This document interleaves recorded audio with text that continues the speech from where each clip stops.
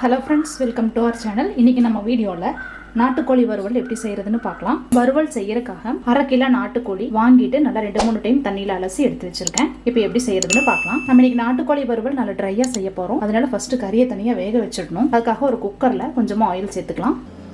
Oil சூடானதும் அதில் 1 teaspoon இஞ்சி பூண்டு விழுது சேர்த்துக்கலாம். இப்போ இது கூட நம்ம க்ளீன் பண்ணி வச்சுருக்கிற சிக்கனை சேர்த்துடலாம். கொஞ்சமாக கல்லுப்பு சேர்த்துக்கலாம். கூடவே ஒரு 2 இனுக்கு கருவேப்பிலை சேர்த்துக்கலாம். இப்போ இது எல்லாத்தையும் நல்லா மிக்ஸ் பண்ணி விட்டுடலாம். ஒரு 2 நிமிஷம் வேகட்டும். இப்போ இதில் ஒரு 1.5 ஸ்பூன் மல்லிப்பொடி சேர்த்துக்கலாம். ஒரு 1/2 டீஸ்பூன் கரம் மசாலா சேர்த்துக்கலாம். நான் வீட்டிலே தயார் பண்ணி வச்ச மிளகாய் பொடி சேர்க்குறேன். இதில் வந்து நான் மஞ்சளும் சேர்த்து அரைச்சிருக்கேன். அதனால தனியாக மஞ்சள் தூள் சேர்த்துக்கல. ஒரு 2 ஸ்பூன் போல் சேர்க்குறேன். சேர்த்துட்டு நல்லா மிக்ஸ் பண்ணி விட்டுடலாம். ஒரு 5 நிமிஷம் இதை அப்படியே மூடி போட்டு வேக வச்சிடலாம்.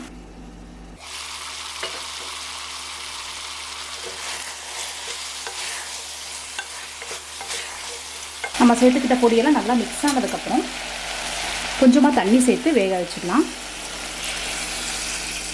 ஒரு 1/2 டம்ளர் போல் சேர்த்துருக்கேன். நம்ம ட்ரையாக பண்ண போகிறோங்கிறதுனால ரொம்ப தண்ணி சேர்க்க வேண்டாம். விசில் வர்றதுக்கு தேவையான தண்ணி மட்டும் சேர்த்தா போதும். இப்போ குக்கரை மூடி போட்டு ஒரு 5 விசில் வச்சு எடுத்துக்கலாம். இப்போ சிக்கன் விசில் வந்து ஆறறக்குள்ளே நம்ம ஒரு மசாலா ரெடி பண்ணிடலாம். இது ட்ரை ரோஸ்ட் பண்ணுறதுக்காக ஒரு பேன் சூடு பண்ணிக்கலாம். பேன் சூடானதும் அதில் 1.5 டீஸ்பூன் மல்லி, 1 டீஸ்பூன் சீரகம், 1/2 டீஸ்பூன் சோம்பு, 1/2 டீஸ்பூன் மிளகு, ஒரு சின்ன பட்டை, ஒரு ஏலக்காய், ஒரு கிராம்பு, இது எல்லாத்தையும் நல்லா ட்ரை ரோஸ்ட் பண்ணி எடுத்துக்கலாம். இப்போ இது கூட 3 மிளகாய் சேர்த்துக்கிறேன். நான் உங்களுக்கு காரம் கூட வேணும்னா இன்னும் 2 சேர்த்துக்கோங்க. கூடவே ஒரு 5 முந்திரியும் சேர்த்துக்கிறேன். நல்லா வாசனை வந்துருச்சு. இப்போ இது கூட 2 கருவேப்பிலும் சேர்த்துக்கலாம்.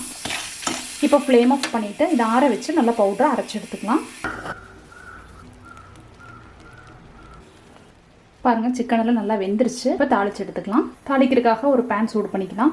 இப்போ இதில் கொஞ்சமாக நல்லெண்ணெய் சேர்த்துக்கலாம். எண்ணெய் சூடானதும் கொஞ்சமாக கடுகு சேர்த்துக்கலாம். கொஞ்சமாக சீரகம் சேர்த்துக்கலாம். இப்போ இதில் ஒரு 150 கிராம் சின்ன வெங்காயம் பொடியை நறுக்கிட்டு சேர்த்துக்கலாம்.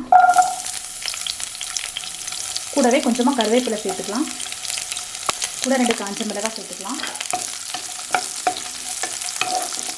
இது நல்லா ப்ரௌன் கலராக வதக்கி எடுத்துக்கலாம். வெங்காயம் நல்லா வதங்கினதும் ஒரு சின்ன தக்காளி பொடியை நறுக்கிட்டு சேர்த்துக்கலாம்.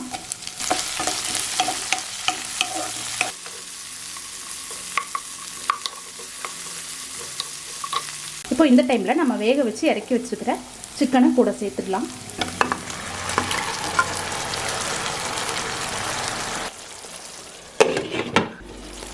சிக்கன் வேகும்போது இருந்த தண்ணியெல்லாம் கொஞ்சமாக வற்றி வந்துடுச்சு. இந்த டைமில் நம்ம அரைச்சி வச்சுருக்கிறோம் இல்லையா, அந்த பவுடரை சேர்த்துடலாம்.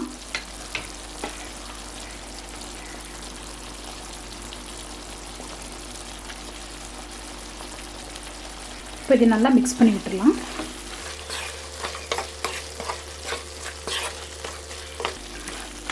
மசாலாவோட சேர்ந்து ரொம்ப நல்லா வாசனையாக இருக்குது.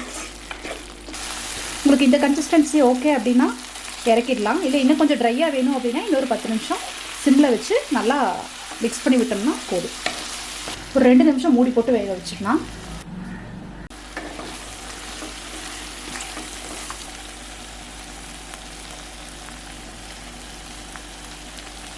நல்லா எண்ணெயெல்லாம் பிரிஞ்சு வந்து நாட்டுக்கோழி வறுவல் சூப்பராக ரெடி ஆகிடுச்சு. நல்லா வாசனையாக இருக்குது. நீங்களும் வீட்டில் செஞ்சு பாருங்கள். மறக்காமல் விஜயன் வேரியஸ்க்கு சப்ஸ்கிரைப் பண்ணுங்கள்.